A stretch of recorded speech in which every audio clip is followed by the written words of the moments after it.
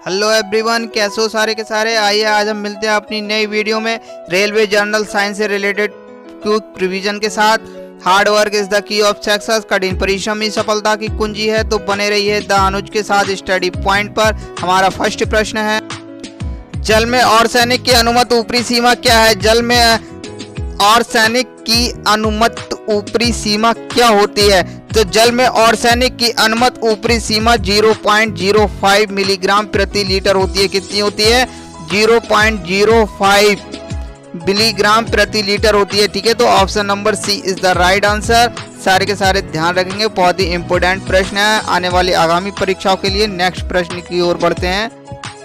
प्रश्न है हमारा, कला और शिल्प में प्रयोग किए जाने वाले किस रसायन से एनीमिया और न्यूकोमिया हो सकता है। तो आइए जानते हैं, कला और शिल्प में प्रयोग किए जाने वाले बेंजीन रसायन से एनीमिया और ल्यूकोमिया हो सकता है। किससे हो सकता है?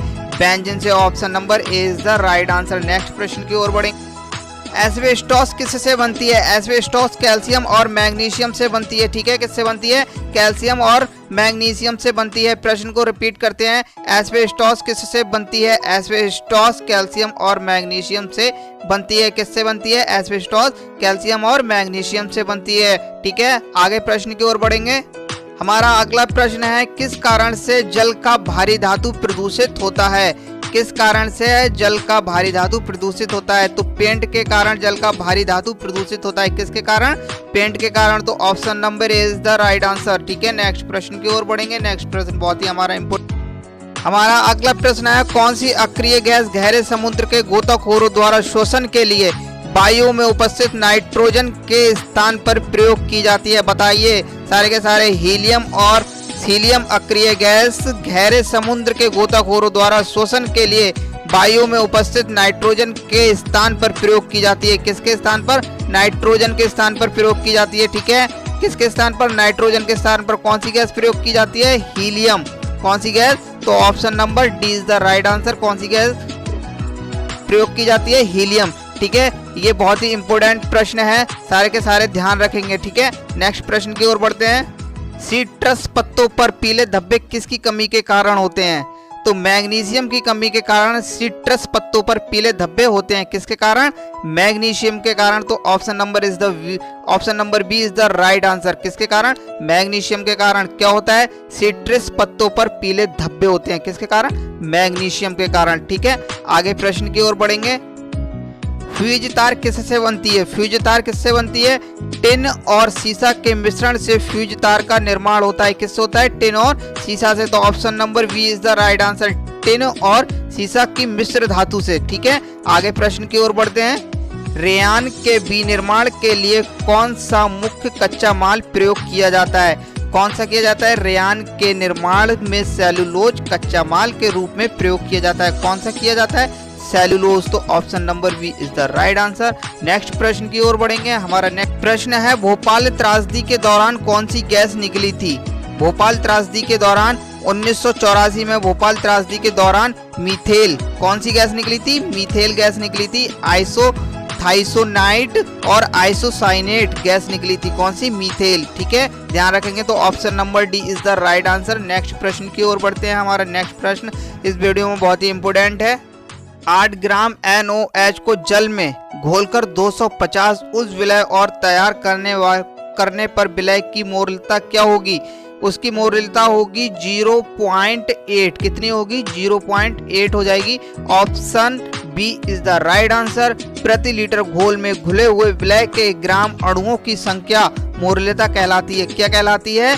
ग्राम अणुओं की संख्या। किसमें घुले हुए? प्रति लीटर घोल में घुले हुए विलय के ग्राम अणुओं की संख्या मोरलता कहलाती है। नेक्स्ट प्रश्न की ओर बढ़ेंगे। हमारा अगला प्रश्न है, ऑक्सीकरण है क्षति। ऑक्सीकरण क्या है? इलेक्ट्रॉनों की क्षति को ऑक्सीकरण कहा जाता है। किसको कहा जाता है? इलेक्ट्रॉनों की क्षति को ऑक्सीकरण कहा जाता है। तो option number A is the right answer. ठीक है, नेक्स्ट प्रश्न की ओर बढ़िए।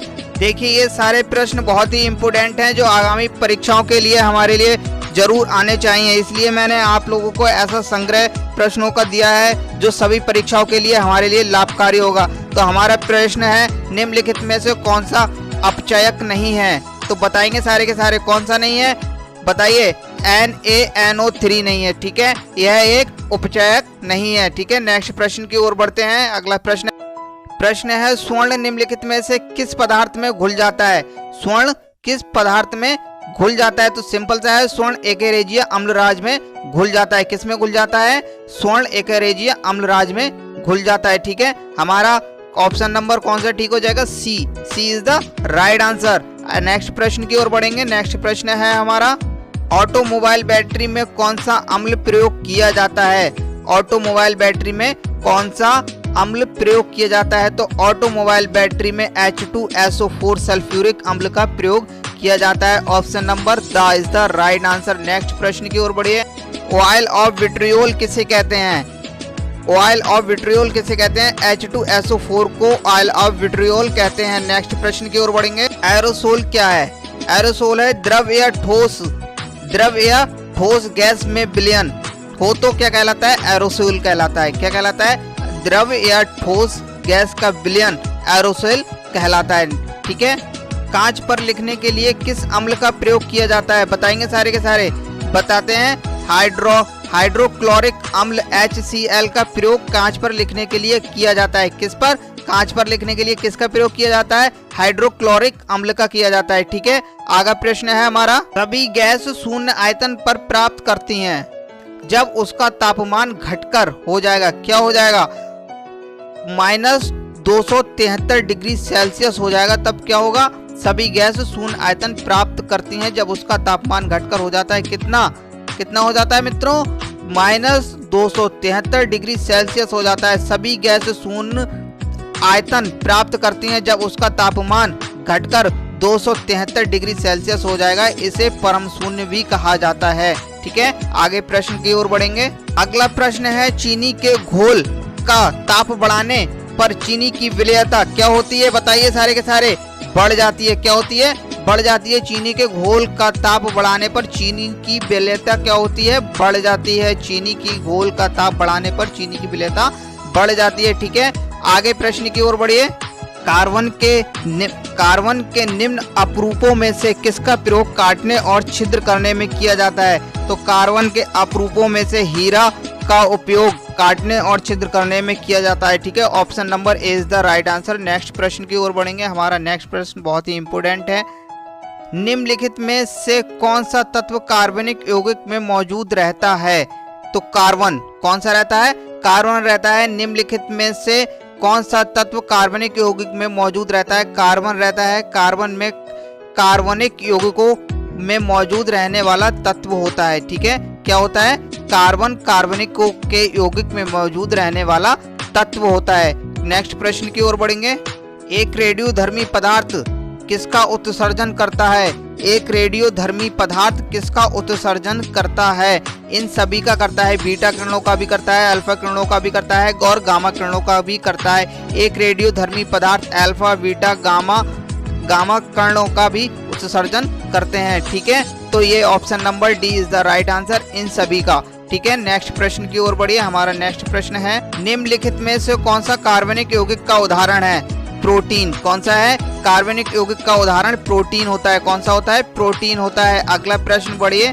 ठोस का सीधे वाष्प में परिवर्तन होने को क्या कहते हैं?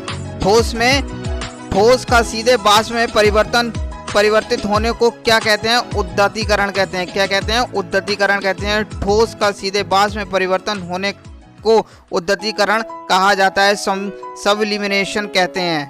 निम्नलिखित में से कौन सा प्रकृति में प्रारंभिक अवस्था में विद्यमान है? तो विद्यमान है सी यानी carbon. Option number D is the right answer. Carbon प्रकृति में प्रारंभिक अवस्था में विद्यमान है, ठीक है। आगे प्रश्न की ओर बढ़ेंगे। आगे प्रश्न है हमारा, ये प्रश्न बहुत ही इंपोर्टेंट है। प्रोटीन का द्रव्यमान कितना होता है? प्रोटीन का द्रव्यमान बताइए सारे के सारे कितना होता है? तो प्रोटीन का द्रव्यमान बहुत ही सिंपल है।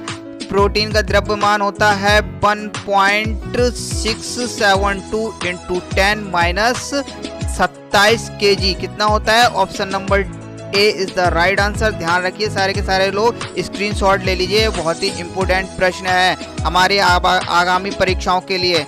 नेक्स्ट प्रश्न की ओर बढ़ेंगे। अगला प्रश्न है हमारा, एक्स किरणों की खोज किसने की थी? एक्स किरणों की खोज किसने की थी? एक्स किरणों की खोज, एक्सरे की खोज W. रॉन्गटन के द्वारा की गई थी, किसके द्वारा की गई थी? ऑप्शन नंबर सी डब्ल्यू रॉन्गटन। ठीक है, अगले प्रश्न की ओर बढ़ेंगे। एथिल अल्कोहल पानी में अत्यंत घुलनशील है क्योंकि वह पानी के साथ बनाता है, क्या बनाता है? हाइड्रोजन अवंध बनाता है। ठीक है, हाइड्रोजन अवंध बनाता है। हाइड्रोजन अवंध के कारण एथिल अल्कोहल पानी में अत्यंत घुलनशील होता है। किसके कारण होता है? हाइड्रोजन अवंध के कारण होता है। ठीक है, नेक्स्ट प्रश्न की ओर बढ़िए। निम्नलिखित में से कौन सा अल्कोहल हाइड्रोजन अपबंध सबसे मजबूत होता है? कौन सा होता है? प्राथमिक। प्राथमिक अल्कोहल में हाइड्रोजन अपबंध सबसे ज्यादा मजबूत होता है। ठीक है, आगे प्रश्न की ओर बढ़िए। ये हमारी वीडियो का लास्ट प्रश्न है, बहुत ही इंपोर्टेंट प्रश्न है, तो इस प्रश्न को जानिए। इस प्रश्न में क्या है? एल्डिहाइड व कीटोन में भेद करने के लिए उपयोग होने वाली अभिक्रिया क्या है? ठीक है, फीडेल क्रॉफ्ट्स अभिक्रिया है। ठीक है, ऑप्शन नंबर सी फीडेल क्रॉफ्ट्स अभिक्रिया को एल्डिहाइड व कीटोन में भेद करने के लिए उपयोग किया जाता है। किसके लिए उपयोग किया जाता है? भेद करने के लिए। किसमें? एल्डिहाइड व कीटोन में भेद करने के लिए किसका प्रयोग किया जाता है? फीडेल क्रॉफ्ट्स अभिक्रिया का प्रयोग किया जाता है। यह हमारी वीडियो का लास्ट प्रश्न था। भाइयों, हमारे साथ बने रहने के लिए वीडियो को लाइक, शेयर एंड सब्सक्राइब करिएगा।